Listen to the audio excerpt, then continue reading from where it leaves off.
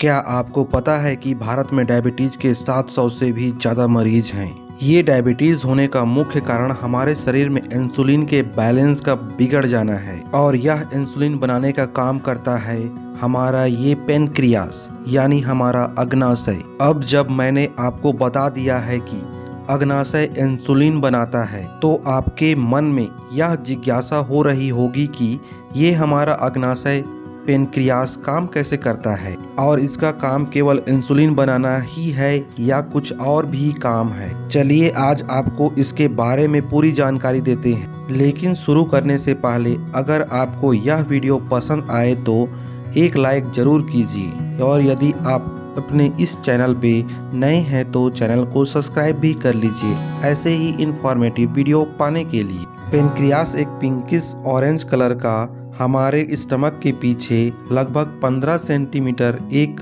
Lobular gland होता है। वजन की बात करें तो 120 से 145 ग्राम का होता है। तो चलिए इसको देखते हैं। पेनक्रियास में ब्लड सप्लाई स्प्लीन से आने वाली स्प्लीनिक आर्टरी से होता है, जो कि कई सारे ब्रांच में बंटकर हर एक सेल को ब्लड प्रोवाइड कराता है। पेनक्रियास को काट कर देखें तो हम पाएंगे कि पेनक्रियास के बीच में पेड़ की एक शाखा की तरह पत्तियों की जाल की तरह एक संरचना होती है और उसके चारों ओर कुछ स्पेशल टाइप के सेल्स घिरे रहते हैं। एक बार आप इस संरचना को ध्यान से देख लीजिए। जब हम इस संरचना को, जो कि एक टहनी में एक पत्ती की शाखा के समान दिखाई देता है, तो उसे देखेंगे तो हम पाएंगे कि उसके बीच में एक डक्ट है जो कि एक सीधी छोटी आंत में मिल जाता है। इस डक्ट के चारों ओर पत्ती जैसी संरचना आपको दिख रही है, वह है एसिनोर सेल, जिसका बहुत बड़ा रोल है। देखिए, जब भी हम भोजन करते हैं और भोजन करने के बाद जब भोजन स्टमक से छोटी आंत की ओर आता है, तब हमारा स्टमक एक गैस्ट्रिन नामक हार्मोन को रिलीज करता है, जो कि पेनक्रियास में मौजूद इन एसिनोर सेल को स्टिमुलेट कर देता है और इसके बाद एसिनोर सेल उस भोजन को पचाने के लिए कुछ डाइजेस्टिव एंजाइम बनाना चालू कर देता है। डाइजेस्टिव एंजाइम बनते हुए इस एसिनोर सेल से लगे डक्ट में चले जाते हैं। वहां पर डक्ट के दीवार पर सेंट्रोएसिनोर सेल बाइकार्बोनेट को रिलीज करता है। ये बाइकार्बोनेट नेचर में एल्कलाइन होते हैं, यानी क्षारीय प्रकृति के होते हैं। देखिए, स्टमक में जो फूड आता है उसमें एसिड मिला होता है, जिसको न्यूट्रलाइज करने के लिए ही बाइकार्बोनेट बनता है। यही डाइजेस्टिव एंजाइम और बाइकार्बोनेट आपस में मिलकर अब पेनक्रियाटिक जूस बन जाते हैं और पेनक्रियाटिक डक्ट से होते हुए छोटी आंत में जाकर मिल जाते हैं। जब ये छोटी आंत में मिलने ही वाले होते हैं, तभी गॉल ब्लैडर आते हुए बाइल डक्ट भी मिल जाती है। वहां से यह बाइल जूस भी छोटी आंत में आकर गिरती है।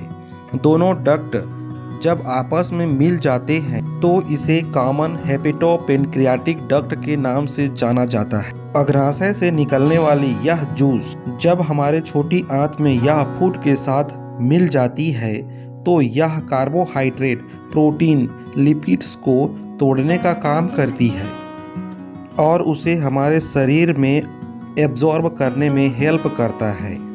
पेनक्रियास के इसी गुण के कारण, जो कि वह पेनक्रियाटिक जूस डक्ट के थ्रू छोटी आंत में सीक्रेट करता है, इस कारण से इसे एक्सोक्राइन ग्लैंड भी कहा जाता है। एक्सोक्राइन ग्लैंड वो होते हैं जो अपने सीक्रेशन डक्ट के थ्रू करते हैं। अब देखिए, एसिनोर सेल की संरचना के चारों तरफ एक और सेल होती है, या कहिए सेल के गुच्छे जैसी संरचना होती है, जिसे आइसलेट ऑफ लैंगरहैंस कहते हैं। यह आइलैंड ऑफ लैंगरहैंस मुख्यतः 3 सेल से मिलकर बना होता है। एक होता है अल्फा सेल, दूसरा होता है बीटा सेल और एक होता है डेल्टा सेल, जो कि आपस में एक ब्लड कैपिलरी द्वारा जुड़े होते हैं। आइलैंड ऑफ लैंगरहैंस में इस अल्फा सेल का काम ये होता है कि ग्लूकेगॉन हार्मोन का निर्माण करता है। इस ग्लूकेगॉन हार्मोन का काम यह होता है कि ये हमारे शरीर में जब भी हमें ग्लूकोज की आवश्यकता होती है एनर्जी के लिए, तो ये हमारे शरीर में पहले से स्टोर ग्लाइकोजन, जो कि ग्लूकोज का स्टोर फॉर्म होता है, उसे ग्लूकोज में कन्वर्ट कर देता है और उसे ब्लड में बहा देता है। और फिर इसी आइलेट ऑफ लैंगरहैंस में बीटा सेल का काम ये होता है कि हमारे शरीर में ब्लड स्ट्रीम के थ्रू इंसुलिन सीक्रेट करता है। और इंसुलिन का काम यह होता है कि जब हमारे शरीर में ग्लूकोज की मात्रा बहुत ज़्यादा हो जाती है तो इसे यह ग्लाइकोजन में कन्वर्ट करके हमारे मसल्स में स्टोर कर देता है। और जब भी हमें ज़रूरत पड़ती है ग्लूकोज की, तब ग्लूकेगॉन इसे ग्लूकोज में कन्वर्ट करके हमारे शरीर को एनर्जी प्रोवाइड कराता है।